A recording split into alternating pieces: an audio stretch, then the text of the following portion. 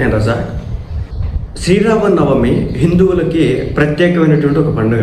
ఈ పండుగ రోజు ఎంతో భక్తి భావనతో ఉంటారు. అలాంటిది ఈ నవమి నాడే అశ్లీల నృత్యాలు చేశారనమాట కొంతమంది ఆలయ అధికారులు. ఇది కూడా ఆంధ్ర రాష్ట్రంలో పరిస్థితి. అంటే దేవుడు అంటే భయం లేదు, భక్తి లేదు ఈ మందకి. మరి వీళ్ళని ఆలయాలకు సంబంధించి అధికారులకు ఎలా నియమిస్తారో నాకైతే తెలియదు. నిన్న దేశవ్యాప్తంగా నవమి పర్వదినం అద్భుతంగా జరిగింది. ముఖ్యంగా ఆంధ్ర రాష్ట్రం, తెలంగాణ రాష్ట్రాల్లో రామాలయాలన్నీ కూడా భక్తులతో కిటకిటలాడాయి.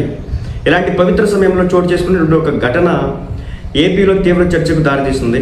భక్తి ఆచారాలు ప్రధానంగా ఉండాల్సిన వేళ ఒక దేవస్థానం చైర్మన్ సంబంధించినటువంటి వీడియో బయటకు వచ్చింది. నెల్లూరు జిల్లా పరిధిలోని చిల్లకూరు మండలం తమ్మీపట్నం వద్ద ఉన్న కోదండ రామస్వామి దేవస్థానం చైర్మన్ కోట సతీష్ యాదవ్కు సంబంధించినటువంటి ఈ వీడియో సోషల్ మీడియాలో వైరల్ అవుతుంది.